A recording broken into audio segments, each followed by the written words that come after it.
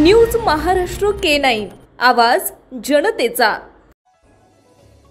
Shirur police station हद्दीत गांजा विक्री करणाऱ्याला केले जेरबंद। शिरूर पोलिसांची धडाकेबाज कारवाई। शिरूर पोलिसांनी गांजा विक्री करणाऱ्यांवर कारवाई करत 38,840 रुपये किमतीचा 3 किलो 840 ग्रॅम गांजा जप्त केला असून आरोपीस अटक करण्यात आली आहे।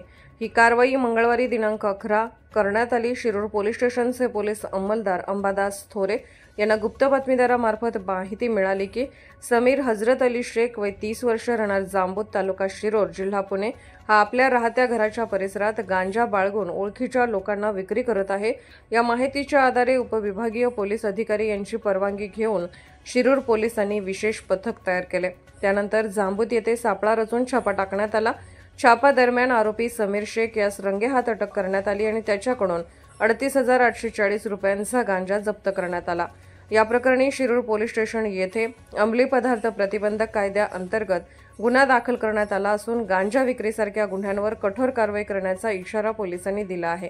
पुणे ग्रामीणचे पोलीस अधीक्षक पंकज देशमुख, अपर पोलीस अधीक्षक रमेश चोपडे, उपविभागीय पोलीस अधिकारी प्रशांत ढोले आणि शिरूर पोलीस स्टेशनचे पोलीस निरीक्षक संदेश केंचळे यांच्या मार्गदर्शनाखाली शिरूर पोलिसांनी कारवाई केली आहे। शिरूर पोलीस ठाण्याच्या हद्दीत गांजा विक्रीसारख्या गुन्ह्यांना आळा घालण्यासाठी पोलिसांकडून कडक कारवाई केली जात आहे।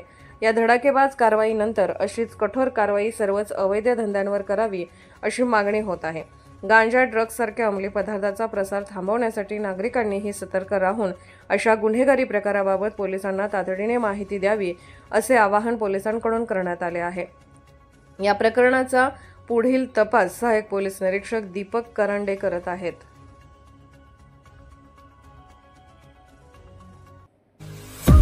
महाराष्ट्रातील महत्त्वाच्या आणि ताज्या बातम्या पाहण्यासाठी आमच्या न्यूज महाराष्ट्र K9 चॅनलला YouTube वर सबस्क्राइब करा आणि बेल आयकॉन प्रेस करा।